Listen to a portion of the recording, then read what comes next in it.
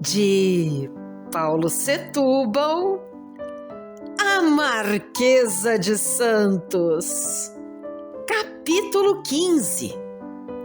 A Senhora Viscondessa. A chácara de Mataporcos, nessa noite, acendeu os fachos da alegria. O júbilo aí foi desbordante. Dona Domitila delirava, ria-se, papagueava.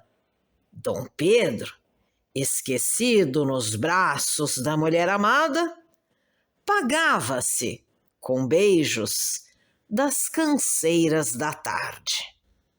Ah, se houvesse vencido à frente de canhões fumegantes, exércitos tremendos, Sua Majestade, por certo, não estaria mais radioso do que estava aquela noite, em que, simplesmente, havia destroçado e encarcerado 3 homens de ação e de talento. Mas não foi somente a queda dos Andradas que enchera de louca felicidade a chácara de Mataporcos. Houve mais. Para coroar a glória daquele dia, Dom Pedro, alvissareiro, disse jovialmente à favorita: "Tenho grande notícia para dar a vosmecê." Dona Domitila encarou-o com surpresa. "Grande notícia?"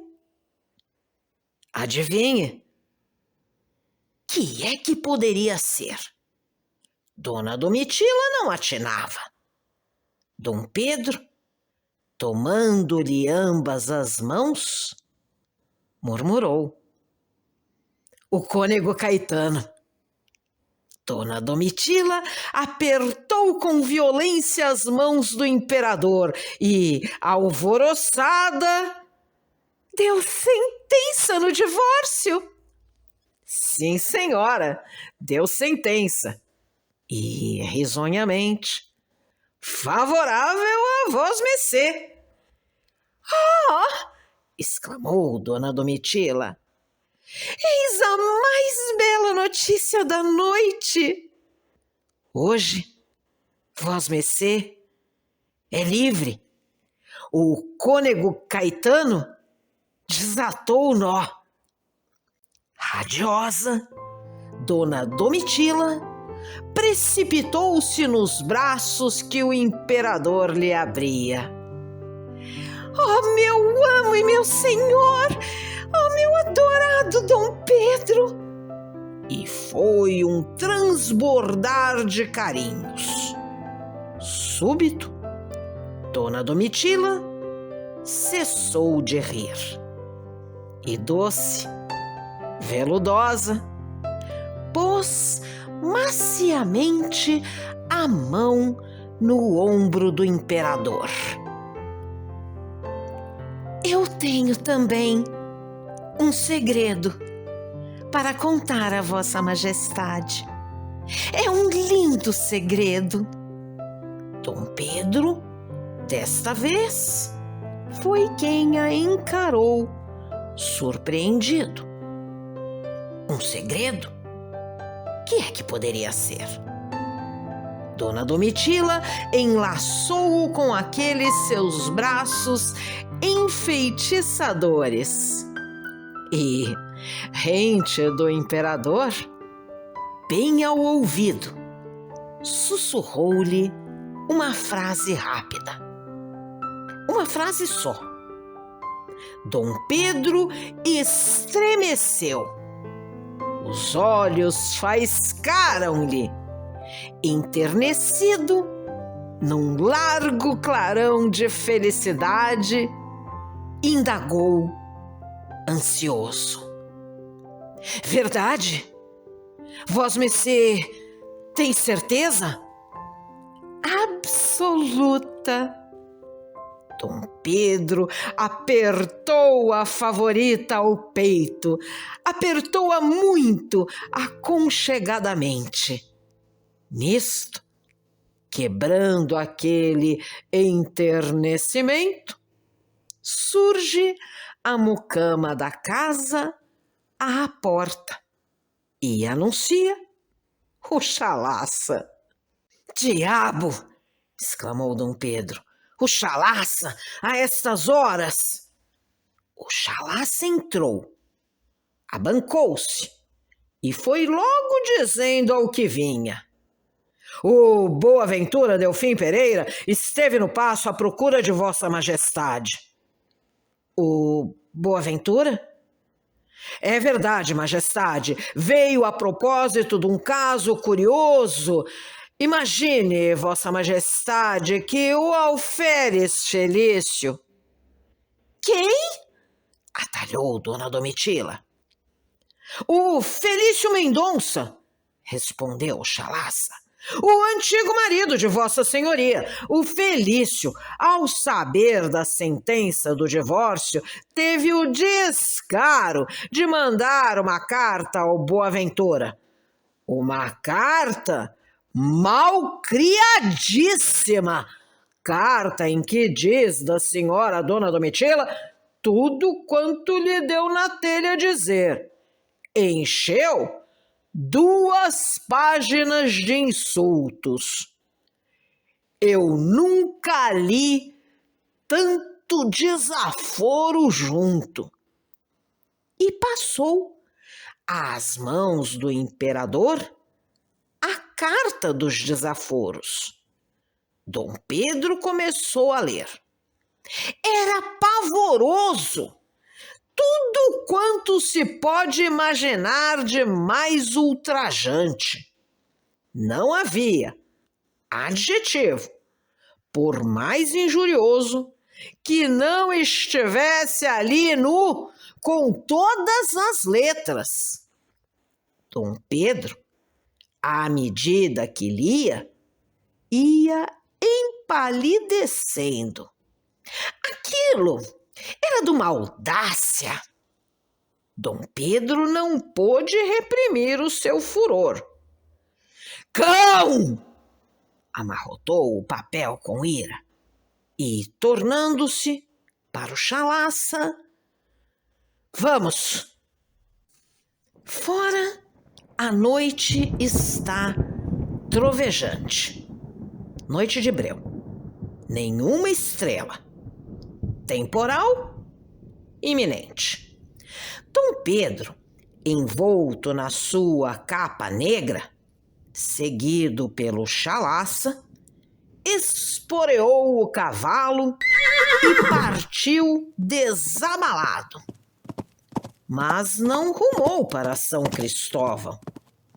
Debruçado na sela, a chicotear o animal, Dom Pedro meteu-se a galope através da estrada do Periperi. Eis que a chuva desandou pesada, encharcadora. Mas Dom Pedro, indiferente àquela caudal, continuou a disparar pelo caminho trevoso. Foi uma corrida desacisada. Afinal, sob a água, debaixo do estrondear zigue-zagueante do céu, chegaram os cavaleiros ao Periperi. Grande alarma. Os escravos com tochas na mão acorreram pasmados.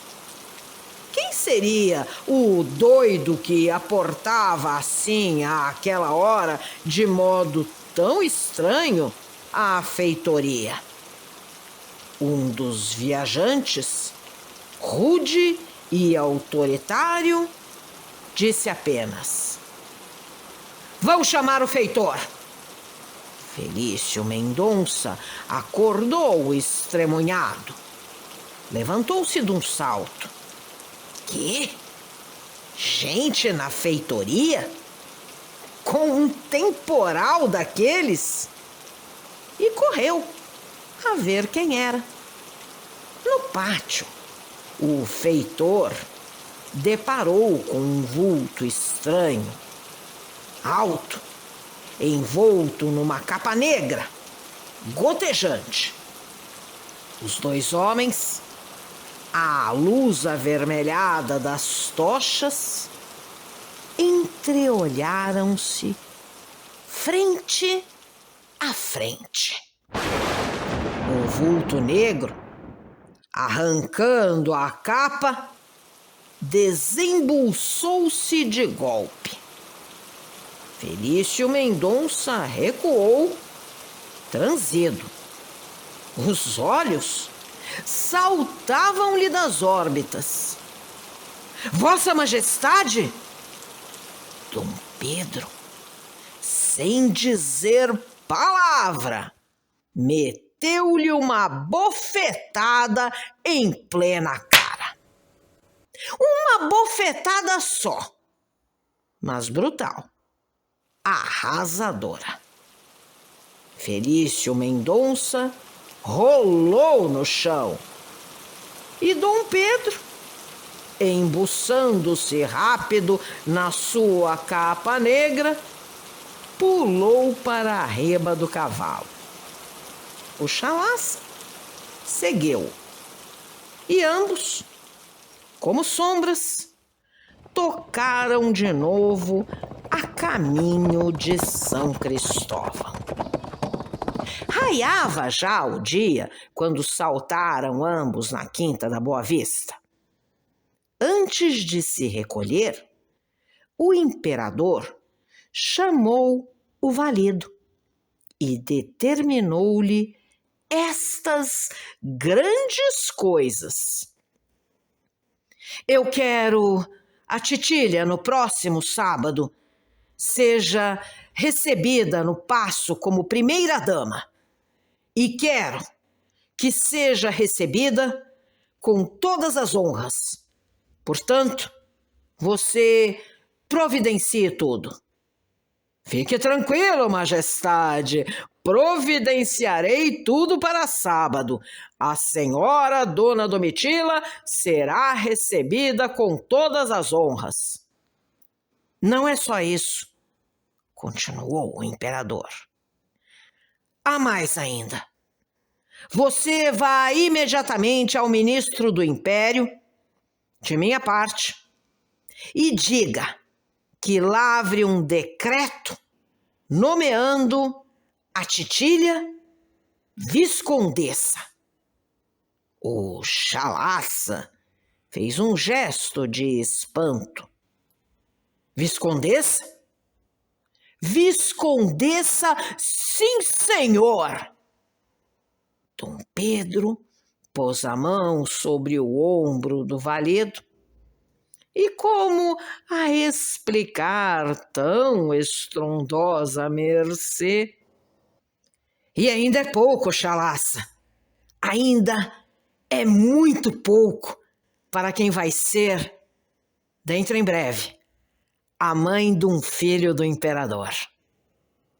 Mãe, Dona Domitila ia ser mãe? O valido não achava palavras para responder e Dom Pedro... Quero que a Titília seja viscondessa. Viscondessa de Santos. Ouviu bem? Viscondessa da pátria dos Andradas. E rindo um riso chocarreiro, só para moer José Bonifácio. Viscondessa de Santos. A mercê estourou como um petardo. A corte ouriçou-se toda. Ferveram comentários. Não se bisbilhotava sobre outra coisa. Não se discutia outra coisa.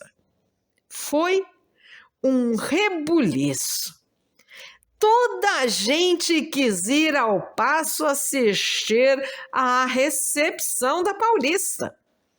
Toda a gente quis, bem de perto, o dia triunfal da senhora Viscondessa. E o dia chegou. É sábado, 8 horas da noite. Fora, na Quinta da Boa Vista, o pátio está coalhado de seges. A do senhor Visconde do Rio Seco, que é riquíssimo, traz o brasão de armas gravado em ouro e cravejado de pedras. A do senhor Conde de Palma, aquele que serviu de condestável na coroação, tem uma soberba parelha de alazões puro sangue. A envidraçada, com o boleeiro fardado de azul, é da senhora Condessa de Belmonte. Os trintanários de Pedro Dias Pais Leme, barão de São João Marcos, trazem na libré o escudo do amo com os 5 melros negros.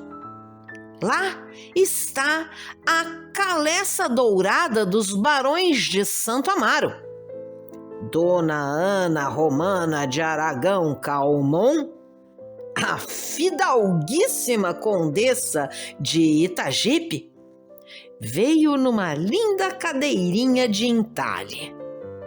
Só há um coche, o solene, puxado por 4 machos. É de Sir Chamberlain, embaixador inglês.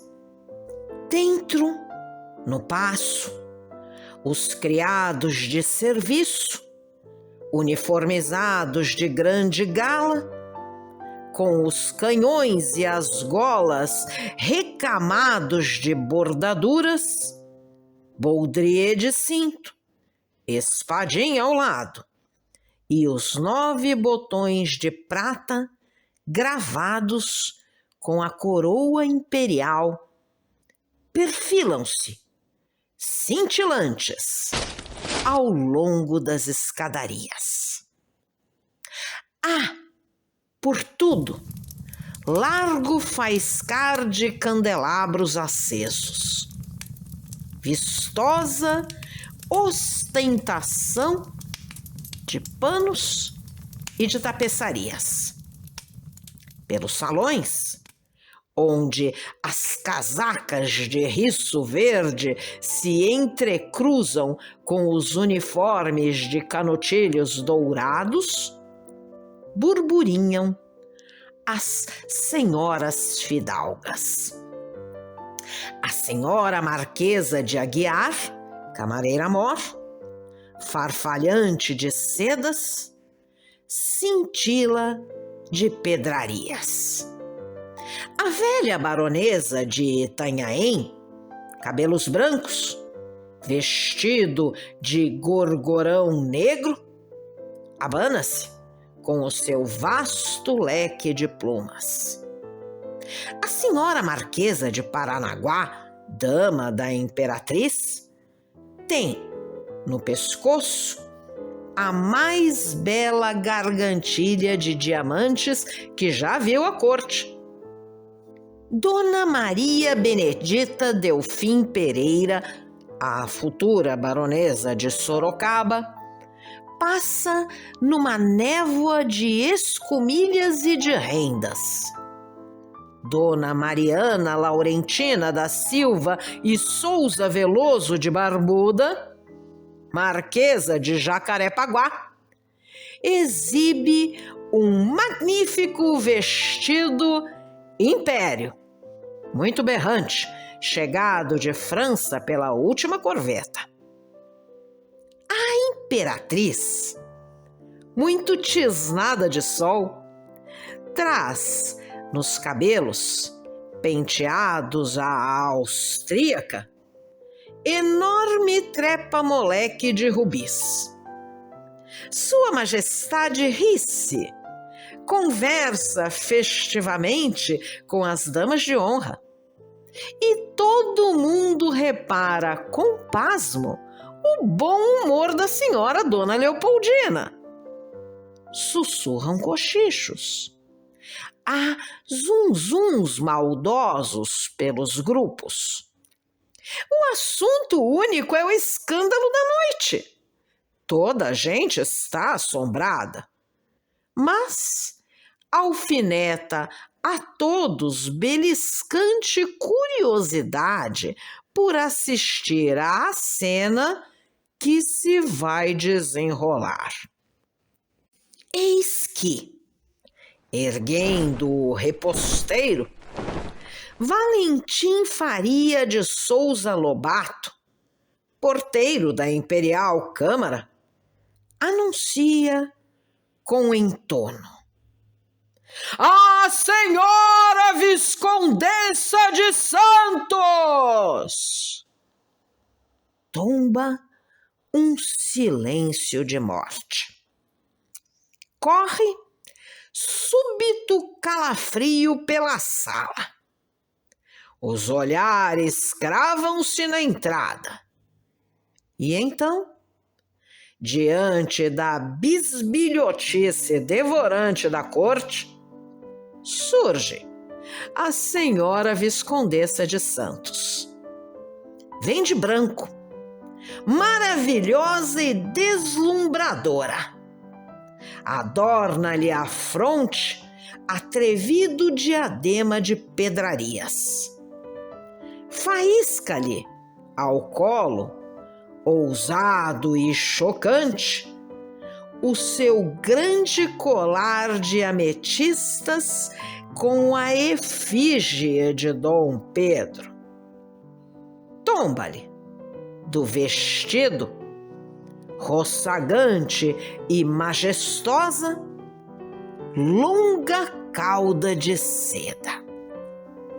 É o grande momento. Dom Pedro devia conduzi-la até o salão onde estava a imperatriz. Mas não teve ânimo. Pálido, a voz sumida.